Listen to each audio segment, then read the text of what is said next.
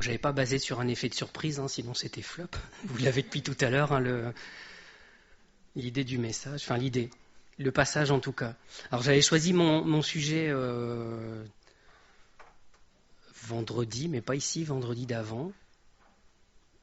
Et Manu, il a terminé son message la semaine dernière sur paix mes brebis et la discussion entre Jésus et Pierre. Et mardi soir, on a étudié 1 Pierre 5 qui parlait aussi des mauvais bergers. Donc voilà, pour moi c'était une confirmation. Il y a eu des tonnes de petits éléments qui se sont ajoutés à ça. Alors c'est toujours un peu compliqué parce que le psaume 23, quelque part, ça a déjà été prêché pas mal de fois. Vous le connaissez probablement par cœur. Donc on n'ose pas trop prêcher là-dessus en fait, parce qu'on se dit mais qu'est-ce que je vais rajouter, qu'est-ce que je vais dire. Voilà, mais il y a des choses à dire. Peut-être que c'est que de la répétition, tant mieux. Ce sera peut-être dit d'une manière un peu différente, on verra bien. En tout cas, je suis convaincu que c'est sur ça qu'il fallait prêcher ce matin. Donc si c'est une répétition, c'est que le Seigneur il veut insister. Alors, psaume 23, on le lit quand même. Et cantique de David. L'Éternel est mon berger, je ne manquerai de rien. Il me fait reposer dans de verts pâturages, il me dirige près des eaux paisibles. Il restaure mon âme, il me conduit dans les sentiers de la justice, à cause de son nom. Quand je marche dans la vallée de l'ombre de la mort, je ne crains aucun mal, car tu es avec moi. Ta houlette et ton bâton me rassurent.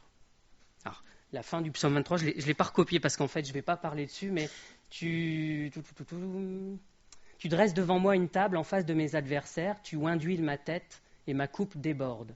Oui, le bonheur et la grâce m'accompagneront tous les jours de ma vie et j'habiterai dans la maison de l'Éternel jusqu'à la fin de mes jours.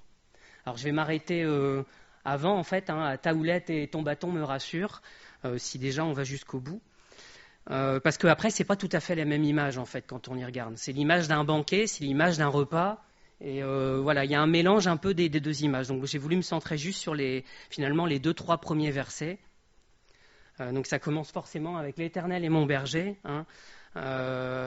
J'aime bien ces versets-là parce qu'il y a quelque chose qui fait le lien entre l'Ancien et le Nouveau Testament. Parce que là, c'est l'Éternel qui est mon berger. J'ai vérifié pour être sûr que je ne dise pas de bêtises. L'Éternel, c'est bien le Yahvé. Ce fameux YHWH, là, ce nom de l'Éternel qu'on ne pouvait pas prononcer à l'époque. Donc c'est bien l'Éternel qui est mon berger. Ce n'est pas un autre mot qui est utilisé. Et Jésus, en Jean 10, il nous dit quoi ? Il dit « Je suis le bon berger ». C'est-à-dire que Jésus, rien que quand il dit « Je suis le bon berger », il dit « Je suis l'Éternel ». Il y a les deux qui collent, en fait. Et je trouve ça intéressant dans les deux sens, en fait, parce que c'est Jésus qui dit « Je suis l'égal du Père ». Je suis ce berger dont il est question dans l'Ancien Testament, mais c'est aussi une continuité de l'Ancien vers le Nouveau, dans l'autre sens en fait. Parce que des fois on pense, j'ai déjà dit plusieurs fois, mais j'aime bien un peu casser ça, cette idée que dans l'Ancien Testament, Dieu il est un peu dur, il est un peu sévère avec le peuple, et qu'après dans le Nouveau, il est plein d'amour et les choses ont changé. Mais non, en fait, c'était le même berger dans l'Ancien Testament, et il reste le même berger dans le Nouveau. Il y a un pas supplémentaire qui est fait avec Jésus, mais le cœur de Dieu, il n'a pas changé en fait. Le cœur de Dieu, c'est toujours le berger qui s'occupe de ses brebis. Et je trouve ça formidable dans des petits mots comme ça, qu'on peut y voir tout le parallèle entre l'ancien et le nouveau. Voilà. Alors c'était pas forcément l'objectif du message, mais je trouve ça vachement chouette de voir plein de petits messages comme ça qui nous montrent qu'il ne faut pas jeter l'Ancien Testament et dire « c'est pas le même Dieu, je garde que le Nouveau ». On perdrait énormément de choses précieuses si on faisait ça. Il y a quelque chose de plus en Jésus, parce que quelque part, on l'a entendu dans une prière, je crois, juste avant, dans l'Ancien Testament, il y avait une forme d'un Dieu lointain, en fait. Et là, Jésus, il est venu concrétiser les choses. Il est venu concrétiser le fait que Dieu aime ses brebis, et il l'a incarné dans une personne pour qu'il soit au milieu de nous, en chair et en os. Et donc, sous ce point de vue-là, ça va encore un cran plus loin, en fait. Dieu, il se rapproche au plus près de nous pour dire « Mais regarde, je t'aime. Je t'aimais déjà avant, mais je t'aime encore, et maintenant je le montre parce que physiquement, je suis au milieu de toi. » Comme si, quand il était le Dieu, le Père, il y avait encore une certaine distance, en fait, parce que nous, on n'est que chair, en fait. Mais Jésus, il est venu dans la même chair que nous, pour que l'amour, il n'y ait aucune limite, que ça puisse passer entre lui et nous. L'Éternel est mon berger. Pour que ça soit vrai, il ne faut pas juste que l'Éternel soit un berger. C'est mon berger. J'ai déjà insisté la fois dernière, c'est important de s'approprier ces choses-là et pas juste dire oui, c'est un Dieu, c'est un Seigneur, c'est un berger. Non, c'est mon berger. Et pour que toutes les choses qu'on voit juste après, elles soient valables, il faut que ça soit mon berger, justement. Le berger, il conduit ses brebis, il les amène dans les pâturages, il les amène pour aller boire, et les autres, elles ne sont pas avec lui, c'est-à-dire qu'elles ne bénéficient pas de ça. Donc il y a à s'approprier, à dire Seigneur, je me mets, on va y revenir après, mais sous ta direction, je me soumets à toi et je reconnais que tu es mon berger et pas un autre. Et c'est quelque chose qui m'a frappé, je trouve, quand j'ai voulu chercher un peu les occurrences du mot berger. Forcément, il y a le psaume 23, il y a Jean 10, il y a Ézéchiel 34 qu'on a lu mardi soir, il y en a pas mal d'autres, mais combien de fois Dieu il parle des brebis et il dit voilà, elles sont comme des brebis qui sont dispersées, qui n'ont pas de berger, et elles sont errantes, perdues, dispersées. Il emploie le mot disperser régulièrement. Et le Seigneur, il veut nous regrouper, il nous veut tous ensemble, sous sa houlette, sous son bâton. Mais il ne veut pas qu'on soit paumé dans un coin là-bas, ah ouais, mais l'herbe, elle est mieux ici, donc moi je vais ici, et les autres, ils ne savent pas ce qu'ils ratent à côté du berger. Non, non, non. Le berger, il nous donne ce qu'il y a de meilleur pour nous, et il ne veut pas qu'on se disperse comme ça. Parce que si on se disperse, on est faible. Et si on est faible, il y en a un qui veut nous attraper, ce n'est pas un berger, c'est un lion. Alors, cette image de brebis dispersées, on la retrouve à plusieurs endroits en fait. J'en ai pris juste quelques-uns, mais dans Jérémie 50, versets 6 et 7, « Mon peuple était un troupeau de brebis perdus. Leurs bergers les égaraient, les faisaient errer par les montagnes. Elles allaient des montagnes sur les collines, oubliant leurs bercailles. Tous ceux qui les trouvaient les dévoraient. Et leurs ennemis disaient, nous ne sommes point coupables puisqu'ils ont péché contre l'Éternel, la demeure de la justice, contre l'Éternel, l'espérance de leur père. C'est surtout la première partie là, mais les bergers les égaraient, les faisaient errer par les montagnes. Elles oubliaient même leur maison, en fait, leur bercaille. Tous ceux qui les trouvaient les dévoraient. En Jérémie 50, verset 17, Israël est une brebis égarée que les lions ont chassée. Donc déjà, dans l'Ancien Testament, une brebis qui n'est pas auprès de son berger, elle est fragile et il y a des lions qui sont là pour leur faire la peau. Le roi d'Assyrie la dévorait le premier et ce dernier lui a brisé les os. Nebuchadnezzar, roi de Babylone. Donc voilà, le lion, il est personnifié dans le roi d'Assyrie, dans le roi de Babylone, mais on sait bien que ces gens-là, ça a été des instruments dans les mains du malin et que c'est lui le lion qui cherche à dévorer. Donc on voit bien le risque que prend une brebis quand on lit ces passages-là de ne pas être avec son berger, de ne pas être avec les autres en fait. On a en Ézéchiel 34 qu'on a lu, on a eu tout le chapitre, je crois quasiment mardi soir.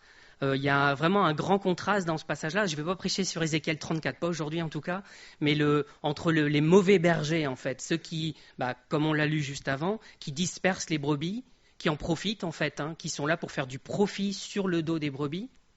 Et le vrai berger, celui qui s'occupe d'elle. Et en Ézéchiel 34, verset 6, « Mon troupeau est errant sur toutes les montagnes, sur toutes les collines élevées. Mon troupeau est dispersé sur toute la face du pays. Nul n'en prend souci, nul ne le cherche. »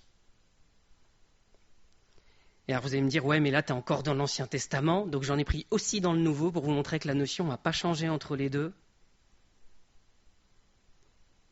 Ouais, c'est ça. Jésus parcourait, donc Matthieu 9, versets 35 à 36, Jésus parcourait toutes les villes et les villages, enseignant dans les synagogues, prêchant la bonne nouvelle du royaume, guérissant toute maladie et toute infirmité. Voyant la foule, il fut ému de compassion pour elle, parce qu'elle était languissante et abattue, comme des brebis qui n'ont point de berger. Et ça, il est en train de dire ça du peuple d'Israël, encore une fois. On pense forcément aux gens qui sont dans le monde et on se dit, eux, ils sont perdus, ils n'ont pas de Dieu. Mais des fois, même dans l'Église, on peut être perdu, on peut s'éloigner du troupeau. Et le Seigneur, il ne veut pas ça, en fait. J'ai recité Ézéchiel, je ne sais pas pourquoi. J'en ai oublié une. Bon, je me suis raté dans mon copier-coller. Dans 1 Pierre 2, verset 25, c'est Pierre donc, qui dit dans son épître, « Car vous étiez comme des brebis errantes. Maintenant, vous êtes retournés vers le pasteur et le gardien de vos âmes. » Le pasteur, c'est le berger, c'est le même mot. Ah bah, j'ai la bonne citation, mais pas la bonne référence. Bon, voilà. Donc le pasteur, c'est le berger, c'est le même mot en fait, en grec. Quand on traduit pasteur, berger, c'est la même chose. Alors dans l'Ancien Testament, c'est différent, c'est de l'hébreu, mais en tout cas, en grec, c'est le même mot. Donc le rôle d'un pasteur, d'un ancien, d'un évêque, puisque les trois mots sont utilisés de manière un peu interchangeable, même s'il y a des mots différents dans le grec. Les trois mots sont utilisés à chaque fois pour donner les responsables de l'Église, en fait. C'est toujours au pluriel, c'est intéressant, il n'y a pas un pasteur dans l'Église, il y a des pasteurs, il y a des bergers, il y a des évêques et des anciens. Donc les mots sont employés de manière interchangeable par les différents auteurs. Des fois, au sein même d'une phrase, on commence par les anciens de l'Église, paisser le troupeau, et on voit qu'on parle du pasteur. Donc voilà, on voit ici le rôle des anciens. Alors du coup, c'est presque une auto-exhortation que je fais là. Mais voilà, il y a les mauvais. Je ne vais pas faire le bon et le mauvais chasseur, mais il y a le mauvais ancien qui fait errer les brebis et qui les disperse, qui fait du bénéfice sur le dos des brebis. C'est ce qu'on a lu en 1 Pierre 5. Et il y a le bon pasteur, le bon ancien, qui les regroupe, qui en prend soin. Et le modèle de ça, c'est Jésus qui est le bon berger, qui est le souverain, ici, vers le pasteur et le gardien de vos âmes. Un endroit, on voit aussi le grand berger dans le Nouveau Testament. Donc il y a un modèle qu'on essaye de suivre comme on le peut entre anciens, mais voilà, ce modèle, c'est celui-là. Et ce modèle, c'est de prendre soin des brebis. Le problème, c'est que, enfin le problème non, la condition, c'est que la brebis, elle doit reconnaître qui est son berger. La brebis, elle choisit, on est tous libres de nos choix. On peut dire, moi, je n'accepte pas ce berger-là, j'en veux un autre. Ou moi, je suis mon propre berger. Ça marche moyen. C'est un aveugle qui guide un aveugle, ça ne marche pas.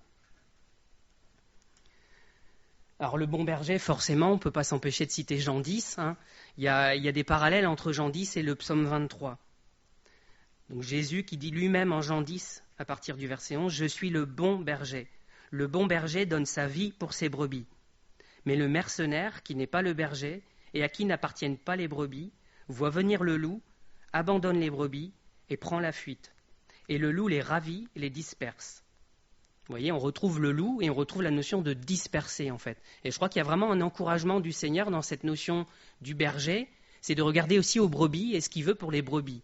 Et ce que le Seigneur il veut pour les brebis, c'est qu'on reste groupir, en fait, qu'on soit un seul, et que le Seigneur il puisse en prendre soin. On doit tous être à portée de la houlette et du bâton, en fait, quelque part. On doit être accessible, et celle qui s'écarte, elle est en danger parce qu'il y a un lion. Il y a un lion ou il y a un loup, ici, dans l'histoire dans ce que nous dit Jésus. C'est pas une histoire. Le mercenaire s'enfuit parce qu'il est le mercenaire et qu'il ne se met point en peine des brebis. Je suis le bon berger. Je connais mes brebis, et elles me connaissent. Comme le Père me connaît, et comme je connais le Père, et je donne ma vie pour mes brebis. Alors, je me dis, mais voilà, il y a les faux bergers, et Jésus, lui, les appelle des mercenaires. Et je me dis, mais c'est quoi la différence entre le berger et le mercenaire? Alors, sur le coup, on me dit, le mercenaire, lui, il est payé pour ça. Ouais, mais le berger, quelque part, il touche un salaire aussi de ce qu'il fait. Il va vendre ses brebis, alors... Faut mettre des limites à l'image avec la vie réelle. Jésus ne va pas nous vendre pour notre viande et pour faire de l'argent. Mais voilà, il retire un salaire de son troupeau. Le berger, il va de temps en temps tuer une brebis pour en vendre la viande, il va profiter du lait des brebis, il en retire un salaire. Et Jésus, il retire un salaire de son troupeau. Pas qu'il nous vende pour notre viande, pas qu'il veuille quoi que ce soit de nous, mais il en tire sa gloire. Et je pense que c'est important de retenir que le berger, il fait ça parce qu'il aime les brebis, mais aussi parce qu'il en retire de la gloire de son troupeau. Et le centre du psaume 23, c'est le berger. Alors c'est vrai que nous, on aime bien le lire parce que nous, on se met dans la peau des brebis et on se dit, le Seigneur, il m'amène là, il fait ça pour moi, il fait ça pour moi. Oui, le berger, il aime les brebis, elles lui appartiennent. C'est ça la différence entre le mercenaire et le berger. Le mercenaire, lui, il s'en fiche des brebis. S'il y a un danger qui arrive, il sauve sa propre peau et les brebis, tant pis. C'est pas les siennes. Il est juste payé pour s'en occuper. Jésus, lui, il en retire un salaire aussi, mais ce sont ses brebis et il les aime. Et je pense que c'est ça, quand on voit un éleveur qui a eu des brebis qui se sont fait manger par un loup, par une bête, ça leur prend aux tripes. Pourquoi? Pas juste parce qu'ils perdent du salaire, pas juste parce qu'ils perdent de l'argent. Ça joue parce qu'ils en ont besoin pour vivre. Mais il y a une affection pour leurs brebis, en fait. Le vrai berger, il aime ses brebis. On voit, nous, si on élève le moindre animal, on s'y attache, en fait. parce que c'est le nôtre et qu'il y a un amour profond. Et c'est ça l'image du berger, c'est l'image d'un amour entre le berger et ses brebis.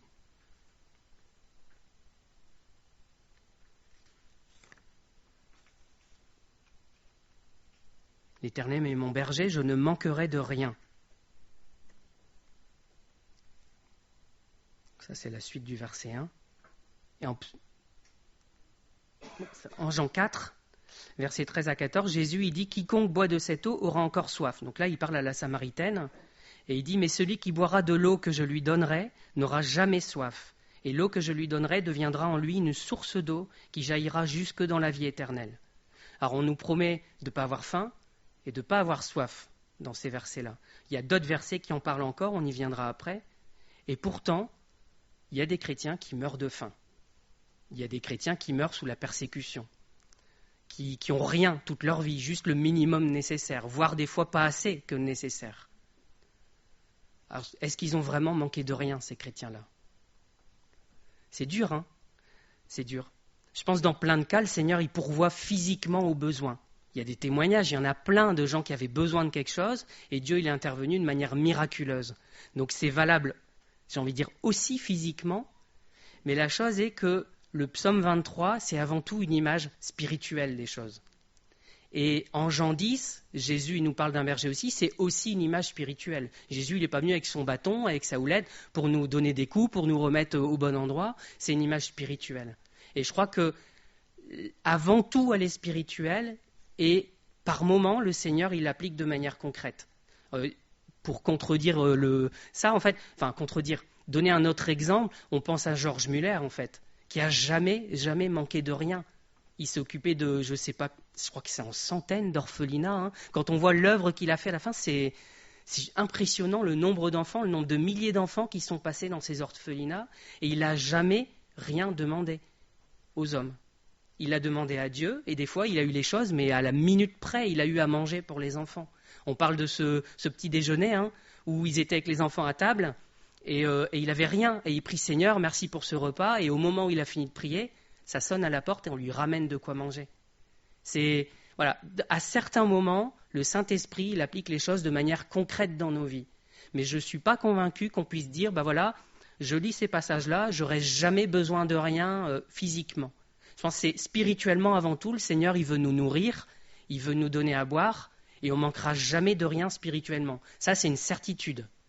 Physiquement, le Seigneur, il appliquera en fonction des situations. Mais je pense qu'on peut avoir confiance en lui, que si on a besoin, on peut lui demander et il pourvoira toujours, d'une manière ou d'une autre.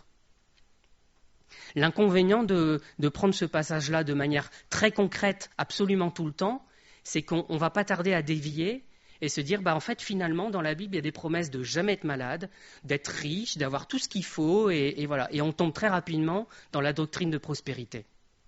Et je pense vraiment que c'est ceux qui prêchent la doctrine de prospérité, qui est une doctrine mensongère, hein, c'est pas biblique. Il y a des chrétiens qui manquent de plein de choses, physiquement, mais qui sont rassasiés par le Seigneur. Des chrétiens qui sont capables de louer le Seigneur là où ils sont, dans les conditions horribles dans lesquelles ils sont. On pense forcément à l'Afghanistan, à la Corée du Nord, mais il y a des tonnes de pays où les chrétiens souffrent et ils n'ont parfois pas de quoi manger. Mais le Seigneur, il pourvoit pour eux spirituellement. Alors c'est facile à dire pour nous parce que quelque part on a ce qu'il faut pour manger, mais peut-être qu'un jour on l'aura pu et on devra se rappeler que la promesse du Seigneur, elle est spirituelle avant tout. Je vais citer Jean 6 aussi. Jean 6, versets 30 à 35. Donc c'est les pharisiens qui disent à Jésus, 35, pardon, « Quel miracle fais-tu donc, lui dirent-ils, afin que nous le voyions et que nous croyions en toi? Que fais-tu? Nos pères ont mangé la manne dans le désert. Selon ce qui est écrit, il leur donna le pain du ciel à manger. » Jésus leur dit, en vérité, je vous le dis, Moïse ne vous a pas donné le pain du ciel, mais mon Père vous donne le vrai pain du ciel. Car le pain de Dieu, c'est celui qui descend du ciel et qui donne la vie au monde. Ils lui dirent, Seigneur, donne-nous toujours ce pain.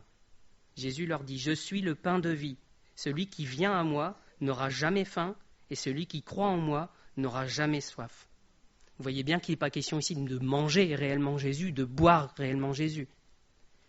C'est une image spirituelle des choses. Et le plus important, même si on a du mal en tant qu'humain à s'en détacher, c'est le spirituel. Jésus, il veut nous rassasier spirituellement, il veut nous donner la vie éternelle, et c'est une vie spirituelle avant tout. On mourra tous, sauf si le Seigneur y revient avant. D'accord ? Et pourtant, le Seigneur, il dit, vous ne mourrez jamais. Mais parce que c'est spirituel. Donc c'est une des choses importantes, je trouve, dans le psaume 23, c'est de retenir que les premières choses, avant tout, sont spirituelles. Et après, le Seigneur, il applique en fonction des cas pour les choses matérielles. Il y a aussi des promesses matérielles, mais voilà, je vous dis, je ne pense pas qu'on puisse les appliquer à toutes les situations tout le temps, sinon on dérive en fait. En 1 Corinthiens 10, versets 1 à 4, c'est Paul qui dit « Le peuple a mangé et bu à un rocher spirituel ». Et ce rocher, c'était Christ. C'est 1 Corinthiens 10. « Frères, je ne veux pas que vous ignoriez que nos pères ont tous été sous la nuée, qu'ils ont tous passé au travers de la mer, qu'ils ont tous été baptisés en Moïse dans la nuée et dans la mer, et qu'ils ont tous mangé le même aliment spirituel, et qu'ils ont tous bu le même breuvage spirituel, car ils buvaient à un rocher spirituel qui les suivait, et ce rocher était Christ. »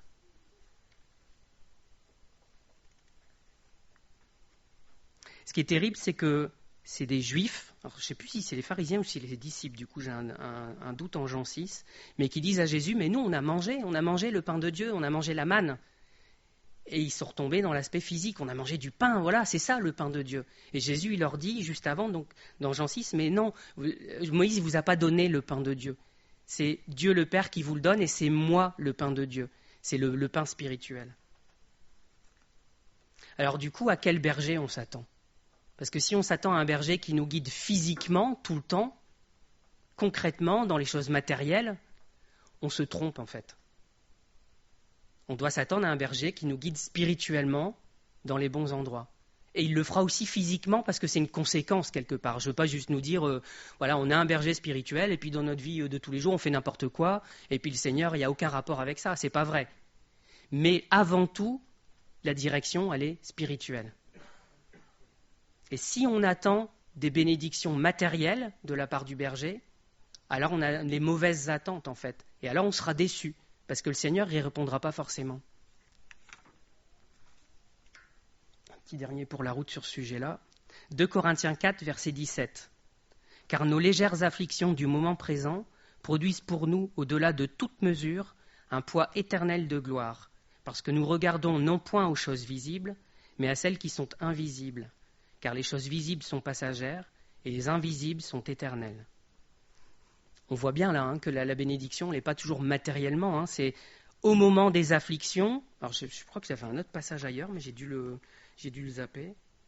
Ou il y arrivera après, je ne sais pas. Mais voilà, il y a des légères afflictions d'un point de vue matériel, physique, mais il y a un poids éternel de gloire d'un point de vue spirituel. Donc il faut qu'on fasse la part des choses. Il faut aussi, quand on lit la parole, quand on se nourrit, qu'on attende la bonne nourriture. Parce que si, quand on lit la parole, on n'y voit que les bénédictions matérielles, que les bénédictions physiques, on ne la comprend pas comme il le faut, en fait. On doit y lire en cherchant les bénédictions spirituelles. On repart dans le psaume 23. « Il me fait reposer dans de verts pâturages. » Alors, le mot pâturage, forcément, ça fait référence à l'endroit. C'est le terrain, la prairie où les animaux se nourrissent. Et c'est dans ce sens-là que le mot il est utilisé ici. Dans d'autres traductions, Martin et Osterwald, on lit des pâturages herbeux. Voilà, donc partout, il y a de l'herbe pour manger. Voilà, on sera végétarien. Le pâturage, c'est aussi l'action de faire pâturer le bétail. Alors nous, on ne pense pas trop faire pâturer les brebis. On voit bien le mot paître, en fait. Dans le Nouveau Testament, on voit souvent ce verbe-là qui sort. Le verbe paître, ou le verbe pâturer, c'est pas le berger qui arrache de l'herbe avec ses mains et qui bourre dans la bouche de la brebis. D'accord ? Je donne une image un peu brutale, mais voilà. Le berger, il emmène les brebis, ça on l'a dit mardi soir aussi, il emmène les brebis là où il y a de l'herbe verte et elles se servent, elles mangent. Et il n'est pas obligé d'aller couper l'herbe et de leur donner en disant « Tiens, vas-y, mange, fais pas trop d'efforts, te fatigue pas trop. » Mais on est un peu comme ça spirituellement. On attend que les choses nous viennent tout mâcher dans la bouche. Malheureusement, la prédication, ça peut être un peu limite comme ça aussi. On s'assoit, on écoute, et puis voilà, on est nourri, très bien, hop, j'ai rien à faire, j'ouvre la bouche et je reçois les bénédictions du Seigneur. Il n'y a pas que ça en fait. Et si on se nourrit que des prédications, c'est pas suffisant. Alors vous pouvez en écouter plein sur Internet, vous pouvez passer votre journée à écouter des messages, mais il va vous manquer quelque chose. La brebis, elle a besoin de vadrouiller, d'aller, tiens, là il y a de la bonne herbe, là je mange ça, de manger diversifié, de manger équilibré pour pas prendre trop de poids, faire un peu d'effort, voilà, elle se baisse, elle mange elle-même. Et ça n'aurait aucun sens que le berger, il prenne les brebis et qu'une par une, il les nourrisse. Voilà. Ça peut arriver, parce que des fois, il y a des brebis qui sont malades, il y a des brebis qui sont fatiguées, à un point où elles n'ont plus la force. Donc on va leur donner. Mais la brebis, dès son plus jeune âge, elle sait comment elle doit manger. On n'a pas besoin de nous apprendre. Un enfant, dès qu'il naît, il sait comment il doit manger. Ah, il va téter auprès de la maman, il va prendre le biberon si c'est pas la maman, et après, il va vite ouvrir la bouche, il sait réclamer. Mais spirituellement, on se retrouve souvent en condition on attend, et puis voilà, on attend qu'on nous nourrisse en fait. Il y a une forme d'attente, et voilà, je veux nous encourager. On voit le berger qui fait son travail. Son travail, c'est de nous mener aux bons endroits. Et après, le travail de la brebis, c'est de manger. On n'a jamais vu une brebis qui ne mange pas en fait. Elle ne se laisse pas mourir normalement, sauf si on y revient, une brebis qui est malade. Alors dans ce cas-là, il va falloir prendre soin d'elle particulièrement et l'aider peut-être à manger. Mais une brebis, elle va manger. Et nous, spirituellement, on doit se nourrir. Et on doit se nourrir avec la parole, on y va, et puis des fois, il faut bouger un peu, il faut fouiller un peu, il faut passer du temps, mais on doit le faire. Sinon, on n'est pas une brebis normale.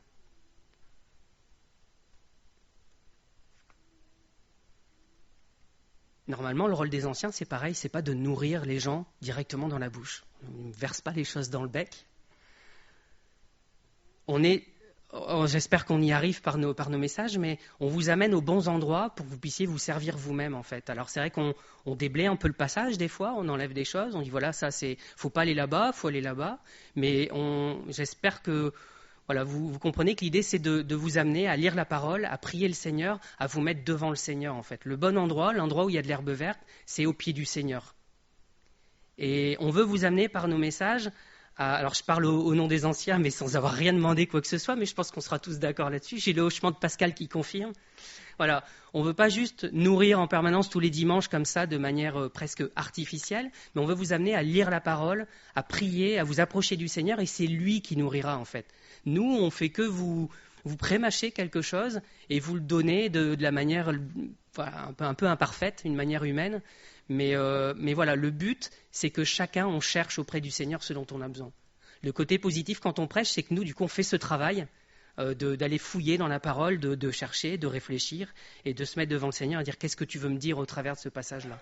On le retransmet. Je ne vais pas dire qu'il faut arrêter de prêcher. C'est une bonne chose, je pense, parce qu'on oriente dans le bon sens, on donne des explications aussi, mais ça ne peut pas rester uniquement ça. On doit tous passer du temps avec notre Bible, avec le Seigneur, et dire Seigneur, qu'est-ce que tu veux me dire au travers de ta parole? Comment tu veux me nourrir?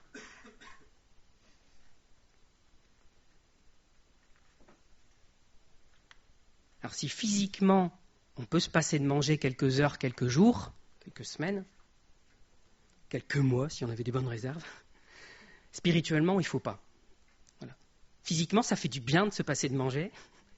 Spirituellement, il ne faut pas. Il ne faut surtout pas. Et pourtant, en tant que chrétien, on a tendance à pas savoir jeûner physiquement et à savoir le faire spirituellement, en fait. On fait l'inverse. On mangeait, on va avoir du mal à sauter les repas. Et spirituellement, par contre, j'ai pas lu la parole ce matin. Ce soir, j'ai pas le temps, je suis fatigué. Ça peut vite passer à la trappe et on peut passer des périodes de jeûne spirituel comme ça qui sont pas bons. Qui sont pas bons.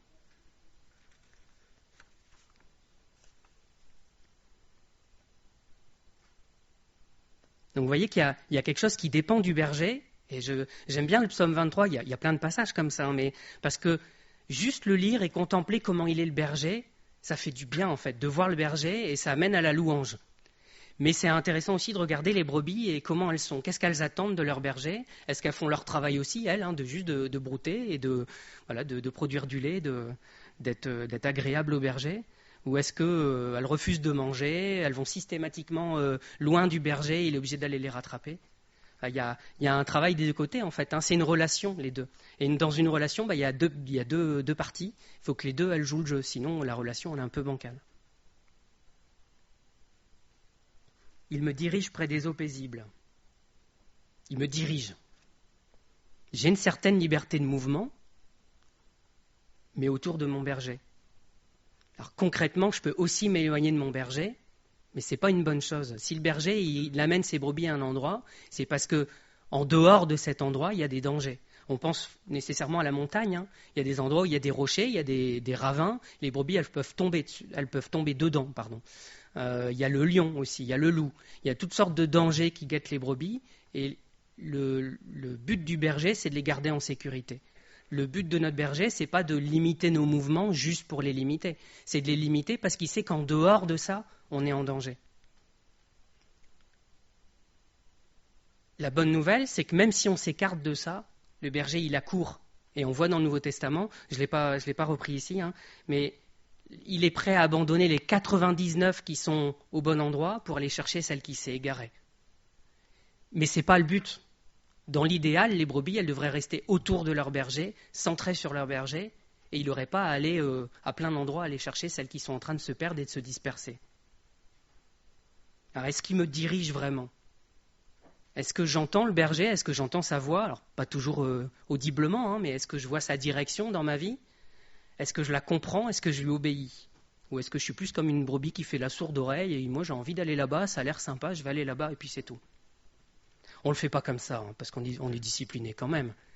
Mais notre comportement, il traduit ça des fois. Là aussi, hein, ça renvoie à Jean 10. Celui qui entre par la porte est le berger des brebis. Le portier lui ouvre et les brebis entendent sa voix. Il appelle par leur nom les brebis qui lui appartiennent et il les conduit dehors. Lorsqu'il a fait sortir toutes ses propres brebis, il marche devant elles et les brebis le suivent parce qu'elles connaissent sa voix. Elles ne suivront point un étranger, mais elles fuiront loin de lui, parce qu'elles ne connaissent pas la voix des étrangers. Il y a une connaissance entre la brebis et le berger. Et on doit arriver à cette connexion avec notre berger et dire, voilà, ça je reconnais, c'est sa voix, ça, c'est pas sa voix, je vais à l'opposé.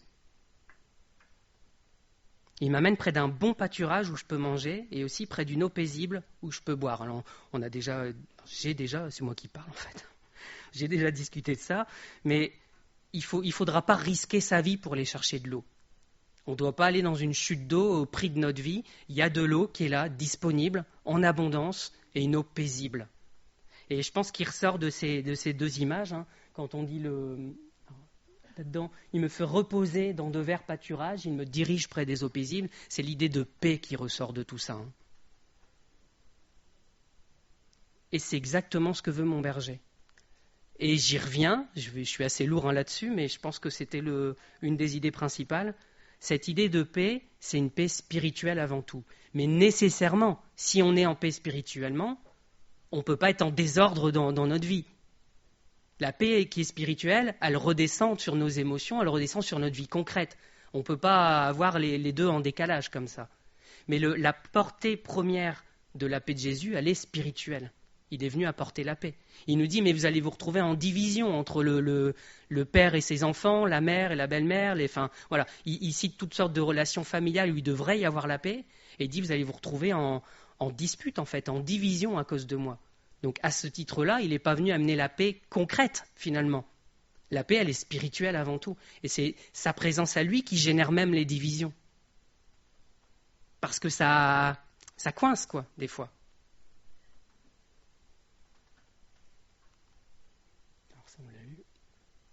Jean 16, voici l'heure vient, et elle est déjà venue, où vous serez dispersés, chacun de son côté, et vous me laisserez seul. Mais je ne suis pas seul, car le Père est avec moi. Je vous ai dit ces choses afin que vous ayez la paix en moi.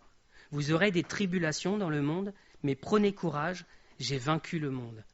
Et il y a un tel décalage dans ce verset, je trouve, vous serez dispersés, vous aurez des tribulations, mais prenez courage, et je vous laisse ma paix, afin que vous ayez la paix en moi. Donc voilà, il y a un décalage entre ce qu'on peut vivre et la paix que le Seigneur y donne. Mais c'est justement tout ça la marque de fabrique du Seigneur dans nos vies. C'est que si on était en paix quand tout va bien, on est comme les autres en fait, hein, les autres aussi dans le monde. Si tout va bien, ils sont bien. Mais la marque qu'on appartient au Seigneur, c'est quand tout va mal dans notre vie, on est bien aussi en fait. On doit en arriver à ce stade-là parce qu'on sait que le berger il est à côté et qu'il prend soin de nous, qu'il est là pour lutter contre le danger, pour l'éloigner. Alors je ne dis pas que des fois on n'a pas peur de certaines choses, qu'on est parfaitement tranquille, il y a un avion qui est en train de s'écraser, une explosion là, et on ne bouge pas. Voilà, hein. Il y a des fois des actions à mener dans l'urgence. Il y a des fois une peur qui est salvatrice aussi, hein, de nous éloigner du danger pour ne pas y rester. Mais dans notre cœur, on doit rester en paix. Et si on s'écarte de ça, le Seigneur, il veut nous ramener dans sa paix. Et ça, c'est la fin du psaume 23, j'anticipe un peu, hein, mais quand je marche dans la vallée de l'ombre de la mort, je ne crains aucun mal, car tu es avec moi. Ta houlette et ton bâton me rassurent. Là aussi, hein, quand je marche dans la vallée de l'ombre de la mort, quand c'est la fin, tu me donnes la paix. Alors là aussi, on a bien vu le berger, et nous, qu'est-ce qu'on attend alors de Dieu ? Est-ce qu'on attend la paix de tous les jours, où tout va bien se passer dans notre vie, il n'y aura jamais la moindre épreuve, jamais le moindre souci ? Ou est-ce qu'on attend la paix spirituelle de Dieu, qui sera sur nous, peu importe ce qui va se passer ? Je ne nous souhaite pas d'avoir des galères, mais quelque part elles sont inévitables, on en a des plus ou moins grandes, mais ce que je nous souhaite, c'est d'avoir la paix spirituelle, celle qui vient de Dieu. Et alors on les traversera, ces épreuves, on les traversera debout, et on les traversera comme un témoignage pour les autres, en fait. Je vais aussi peut-être juste mettre un petit attention là-dessus. On ne doit pas rechercher la paix, en fait. On ne doit pas rechercher la paix pour la paix. On doit rechercher le Seigneur, et lui, il va nous donner la paix. Parce que si on a une recherche de la paix uniquement, on finira par dévier du Seigneur aussi. En fait, c'est lui qu'on doit chercher, c'est le berger. C'est lui qui nous donne la paix, en fait. Si on recherche que la paix qui est autour, on ne recherche pas le berger. Et on n'a plus cette relation avec lui. Je vais terminer rapidement. Je pense que l'idée que j'avais en tête sur le psaume 23, c'était de nous décrire le berger, parce que rien que de le voir, ça nous fait du bien. Voilà, je pense que c'est un peu l'équivalent de Marie qui se met devant le Seigneur et qui le regarde, qui écoute ce qu'il dit. Et je pense qu'elle avait qu'une seule chose, c'était de l'adoration dans son cœur, en fait. Et quand on voit le berger, comment il est, ça doit nous pousser à la louange et à l'adoration. Mais je trouvais important de regarder aussi les brebis, de notre côté à nous, et dire, nous, qu'est-ce qu'on attend, en fait ? Est-ce qu'on s'attend à être riche, en bonne santé, à avoir plein de, la paix, tout ce que j'ai cité depuis tout à l'heure ? Ou est-ce qu'on a compris que ce passage, il est spirituel ? Et que même si on n'a pas tout ça, on aura lui, en fait. On aura le bon berger, et que ça vaut tout l'or du monde.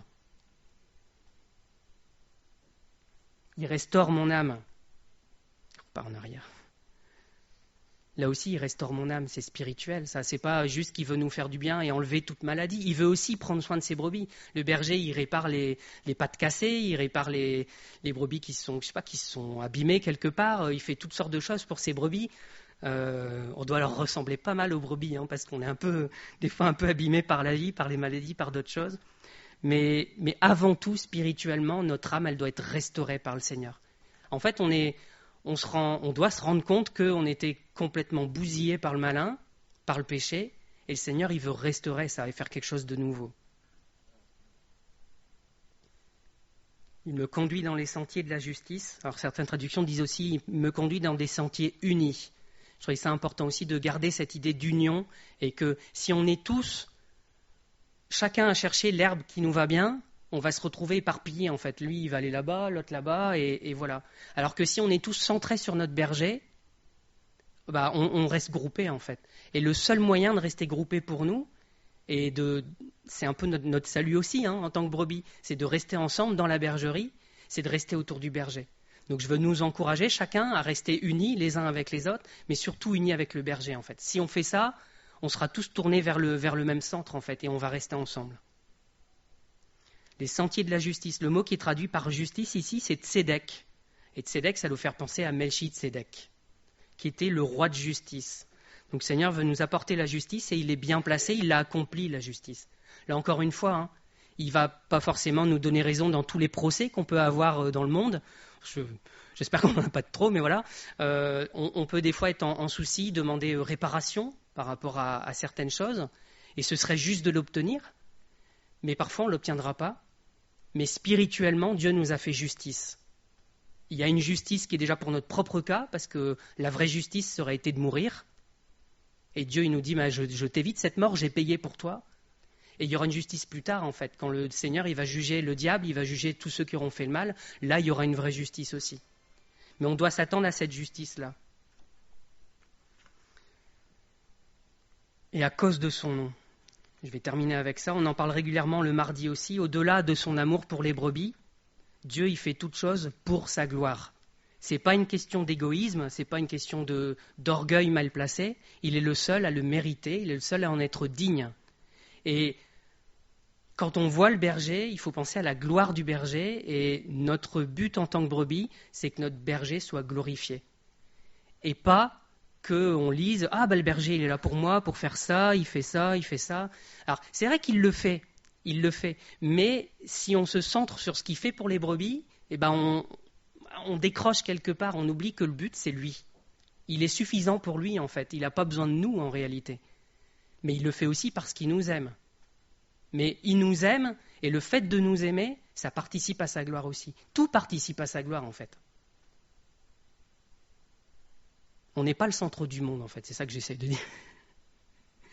Ni moi, ni personne d'autre. On n'est pas le centre du monde, c'est lui. Sauf que quand on lit le psaume 23, parfois, on voit les brebis, on dit « Ah, il fait ci, il les soigne, il fait ça, et voilà. » Et ça fait du bien. Ça fait du bien, et c'est vrai. Je ne peux pas dire le contraire. Mais le centre du monde, c'est le berger. Et ça n'enlève rien. J'aime bien penser, je ne sais pas si c'est peut-être pas biblique à 100%, mais le centre du monde, c'est le berger, et le centre d'attention du berger, c'est nous. Alors, à ceci près que c'est pour sa gloire à lui. Mais voilà, le berger, dans sa vie, il prend soin de ses brebis, et c'est le but de sa vie, en fait. Hein. Un berger qui n'a pas de brebis, il n'est pas vraiment berger. Voilà, l'idée de ce matin, c'était contempler le berger, c'était de réfléchir à nous en tant que brebis, qu'est-ce qu'on attend, et d'insister, c'était assez lourd comme ça, je pense, hein, sur le fait que tout ça, c'est spirituel avant tout. Je ne dis pas qu'il n'y a pas des promesses, elles s'appliquent parfois, mais ça, c'est selon ce que le Saint-Esprit veut faire, en fait, dans nos vies. Voilà.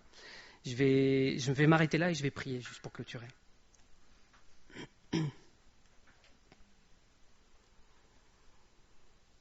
Seigneur, merci pour cette magnifique image du berger. Merci pour ce berger glorieux, Seigneur, pour ce contraste aussi entre tous les faux bergers.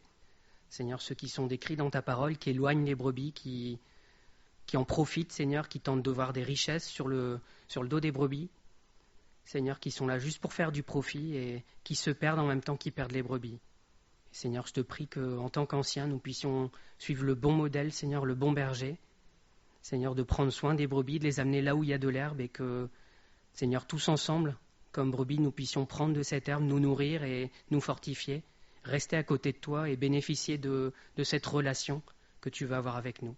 Seigneur, merci de ton but, Seigneur, et nous voulons contribuer à ta gloire en tant que brebis, Seigneur, en tant que des bonnes brebis qui sont disciplinées et qui sont mais vraiment tout pour ta gloire, Seigneur. Glorifie ton nom dans nos vies et, Seigneur, aide-nous à comprendre aussi les choses de manière spirituelle, Seigneur, à pas mal interpréter les choses, Seigneur, à pas nous faire des fausses idées, mais à comprendre ce que tu veux réellement nous dire. Amen.